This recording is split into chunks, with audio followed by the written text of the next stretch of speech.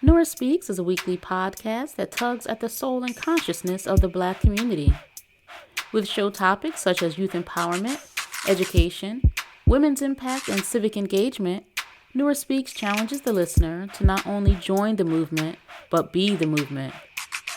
On the show, you'll learn from insightful guests who have demonstrated capacity in these fields and more, and I'm your host, Nora Muhammad. Welcome to the show.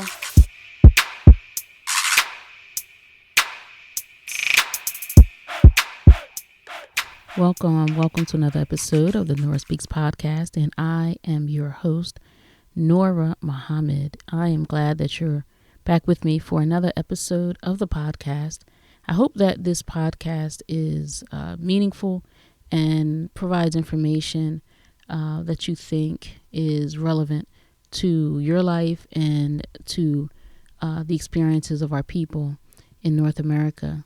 And if you have not already subscribed to the podcast, I encourage you to do so and also share it with family, friends, colleagues, folks that you think would be interested and may benefit from what's being shared on the Nora Speaks podcast.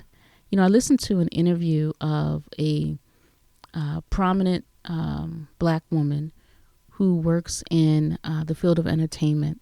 And she was talking about her experience dating as well.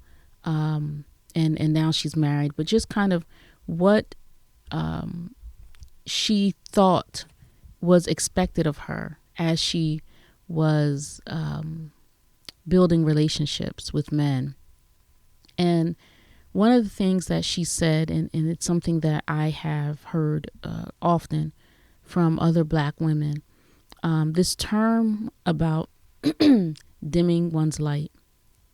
And, you know, she rejected the idea that she should dim her light for anybody. And it sounded like what she was saying is that when she was in relationships with some men, it was implied, if not in some cases stated, that, you know, she's getting too much attention.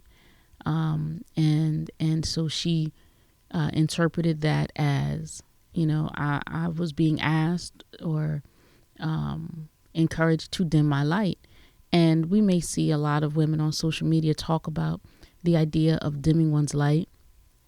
It can be discussed in reference to being around people, friends, or so-called friends who may not support you the way that you support them. And so we may, women say that they may, you know, kind of mute themselves so that others can be comfortable. And so now, you know, that women are evolving and coming into self-awareness, and they're saying, you know, I'm not going to dim my light for anyone. And so I want to talk about the idea of a woman dimming her light, not so much in relationship with friends. I would suggest if you feel like you have to mute yourself for someone who calls themselves a friend, then maybe that person isn't actually a friend at all. Conversely, I would say that sometimes it is not the time to talk about oneself. And I think that we can exhibit a level of narcissism and self-involvement. I've known people to visit someone in the hospital, and while that person is in the hospital bed suffering from an ailment, the visitor spends the entire visit talking about their own ailment and their own doctor's appointment, you know. And so sometimes we can be selfish. We can be a little self-consumed. And that's something that we should all be watchful of, you know, in terms of how we are relating to other people, because that can be offensive. But in this case, I'm going to specifically talk about the idea of a woman dimming her light as it relates to men. And specifically, you know, in this podcast, I'm specifically talking about Black men and Black women. And there is a difference between black men, and there's a difference between black women. There's a difference, not just physiologically and in socially with men and women, the difference in the genders and the natures that correspond with those genders. And first, I guess we have to say that, sister, you have a nature, and brother, black man, he has a nature. Male and female are, two parts of a pair, and yet they don't have the same natures. And I think that there's a good deal of misunderstanding in terms of what's naturally occurring in men, and those things that are natural and naturally occurring in women. I mean, I find that the current American landscape, anyway, is going to one of kind of a gender melting pot, and I don't really think that's a healthy thing. I remember when I was a child growing up in the 80s, and then in the 90s as a teenager, and there was this conversation about America being a melting pot, and at some point in my life, I'm not sure when and how I became conscious of this, that a melting pot is not such a good idea, because when we think of the American landscape or the social landscape as a melting pot, then that means that what's naturally inherent in this person and naturally inherent in that person is dissolved, right? And so it's hard to understand the distinct qualities, the distinct natures of people. And so instead of a melting pot, I thought, well, what about a nice salad where every part of the salad is identifiable and distinct? And I see the same thing that's happening now with gender and gender identity, especially in terms of, now I'm not talking about sexuality, but I'm specifically talking about those things that are intrinsic and natural in a male, and intrinsic and natural in a female. And of course, to varying degrees, but there is just some things that are common. And I think the idea of us, everybody's the same, I don't think that's really fair, because I think it sets us up with unrealistic expectations. And so when something naturally occurs in a male, we, in this culture, we want to often, it's defined as a negative aspect of masculinity, and I don't necessarily agree with that. I think that there's bad actors, whether that's a bad actor as a male or a bad actor as a female. But I think we have to understand that there are differences. And in these differences, when we don't understand some things that are naturally occurring in men, then as women, we can certainly be inadvertently offensive. We could create false expectations, and we can often have misunderstandings. And this is what I think is happening so often. And so now that I just kind of talked about, each has some things that are intrinsic and naturally occurring, whether that's perceptions, whether that's purpose and intention, actions, developmental, we have differences. And you may be saying, okay, what in the world does this have to do with dimming a light, women not wanting to dim their light? And I don't believe in women dimming their light. I think that when a person is not being themselves, then that person may be repressed, and that person is not fulfilling their potential. And in America, I see that black men, in fact, have had their light dimmed. When we see other men of other nationalities occupying space, taking on roles, whether that's leadership, guidance, whether that's in a family, community, or a nation, there's no question for us in our minds about why, men are in leadership, or men are making decisions and creating safe communities, creating environments, creating opportunities so that women and children can pursue their greatest potential.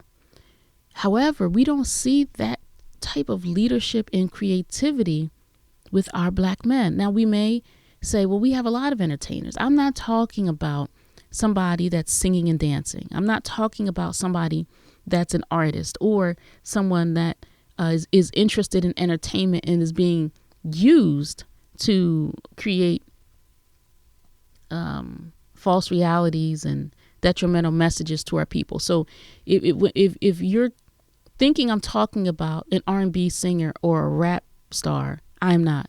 I'm talking about the ability for a Black man to bring what's in his mind out of his mind into reality so that that thing can serve the purpose of caring for his family and caring for his community. We do not see that same reality in our community. And so I do believe that Black men have had their light dimmed. And of course they have.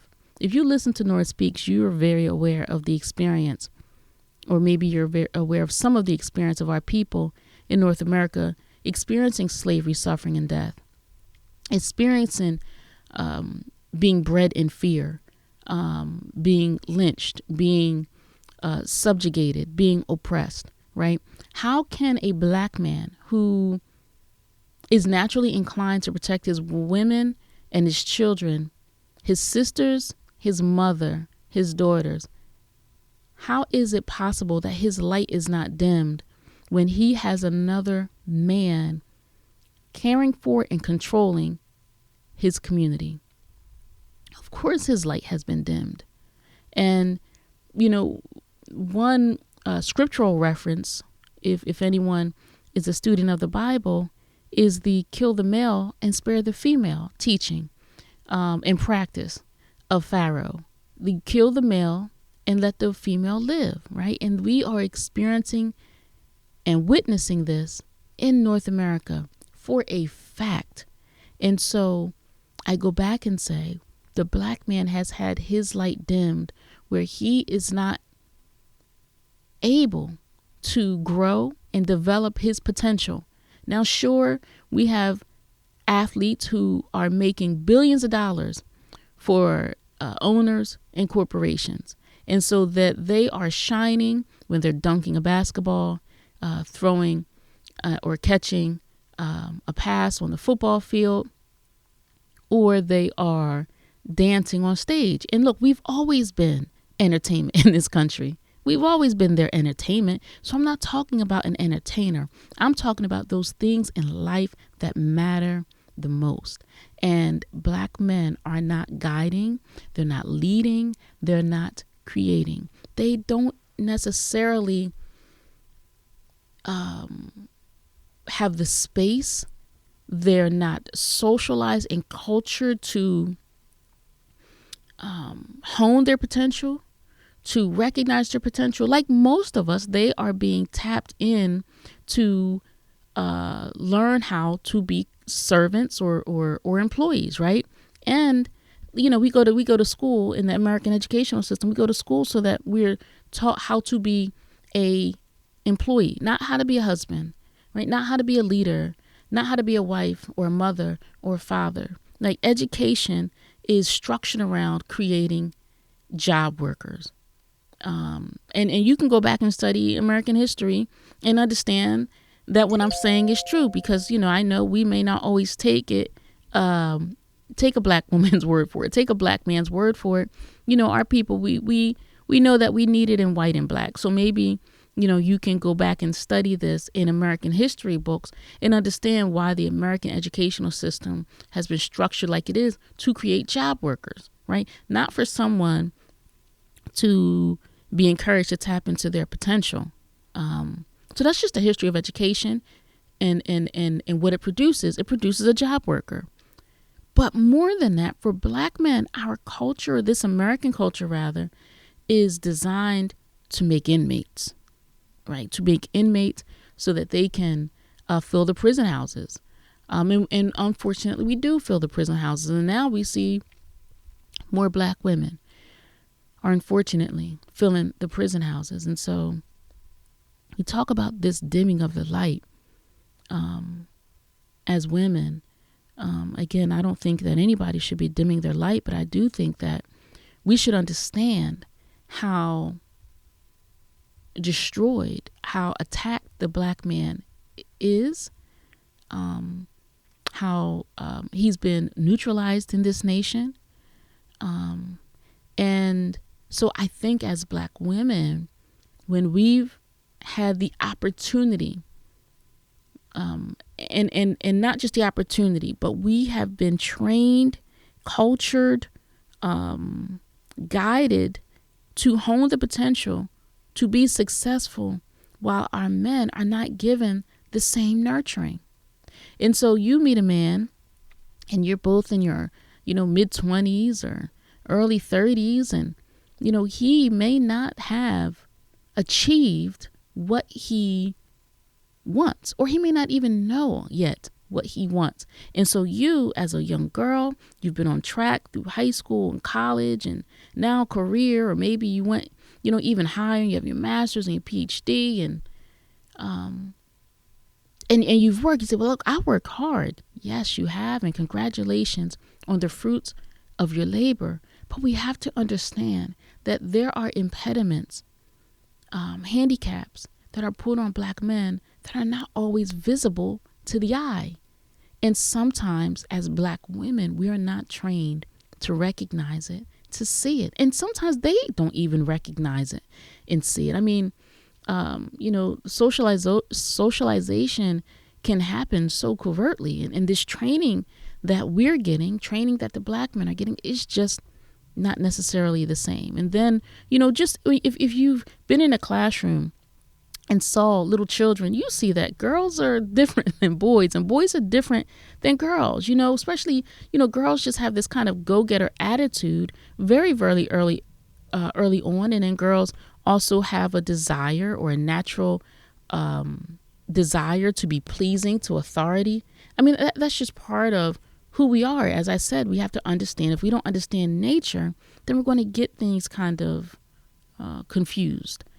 So certainly our men have not had the same nurturing that we've had as black women. So when we are now entering into relationships with them and they are frustrated, they may be disappointed in themselves, they may be angry, and they don't know quite who they're angry with. They just know that they've had a roadblock. They've had some obstacles. They've had some hurdles that they just can't figure out how to get past. It is not fair. It is not decent for us as women to be so self-absorbed in talking about all the things that we've accomplished, all the things that we've done. And we're sitting in a room with a man who is frustrated because he has not fulfilled his potential. He has not met his goal. He said, well, I should dim my light. Of course, I don't think you should dim your light. I think that we should know how to use our light. I think that we should understand that, as I said, we are two halves of a pair, and we should be here for each other. And part of us being here for our brothers, I do believe that we can support them, help them, nurture them, back them in getting close to understanding what their goals are, helping them understand the road that they would take to get there, getting out of their way, letting them try, even if we may not agree with what they're trying to do. If they're trying to do something positive, we may say, oh, that thing's not going to work out if he does it like that. And then if we know what works in a gentle, loving, subtle way, we can give helpful suggestions and hints and, and I'm not just saying this as a wife, but I'm also saying this as a sister, as a mother to a young man. We can be supportive. without dimming our light. I've said before that sometimes we take on phrases and use them in ways that I just don't necessarily think are appropriate. And then we can take on this victim mentality because they want us to dim our light. No. Nobody wants you to dim your light. We just want you to be supportive of our brothers and understand that their light has darn near been snuffed out. And so how do we bring that flicker back to a flame, right? As I've said on this podcast, as Black women, we are entitled to men in positions of power, leadership, nobility, authority, just like every other woman that we see. Have men in these positions of authority, leadership, guidance. And it's not to say that women don't play a role in leadership, but in the Black community, in our even households, we do not observe men making decisions and men in leadership. We often see men who are dependent on women. And this is mixed up. This is a kind of role reversal, and it's not a good role reversal. So if Black men have their light dimmed, sister, that's a problem for us. Now, we may not be the author or have created the dimming of the light, but we can contribute to it by our language, by our behavior. And then we ourselves, when we occupy positions over boys, then we can be the one also helping to snuff out the light and snuff out that life. So when we're talking about dimming the light, sisters, nobody should be dimming their light. But I believe we should learn how to use our light. Listen, I know women who have college degrees, multiple college degrees, and you wouldn't know it based off of their conversation. Now, in a question, where did you go to college? It may come up that way, but they're not just sitting around talking about their college degrees. Conversely, I know women who constantly talk about their college degree in conversations where it doesn't fit. I'm not saying don't be proud of it, but and I understand that, people like, maybe want to brag, put it out there a little bit. But I'll tell you, it is just not that appetizing to be around someone who's constantly reminding others of their accomplishments. Let your work show what you've accomplished and not always your mouth. And if you have accomplishments, just because you don't talk about it every 5 minutes doesn't mean it doesn't exist. But sometimes we do this, and there are things that we lack in ourselves that encourage this sort of behavior. Maybe we lack confidence. Maybe we lack esteem. Maybe we feel left out. Maybe we feel like no one listens to us. And maybe that's an issue that we may need to work out individually. But I'm just saying that it is not always the appropriate time to be so self-involved and narcissistic that we are always talking about accomplishments. And I know women who do this. And I think, man, if this is distasteful to me, I bet you it's probably distasteful to a partner if they would have one. So let's be thoughtful about using phrases like, I should not have to dim my light. Of course you shouldn't, but you also should know how to use it. And we should also recognize that our brothers, our Black men, our fathers, our sons have had their light dimmed, and their light is currently being dimmed.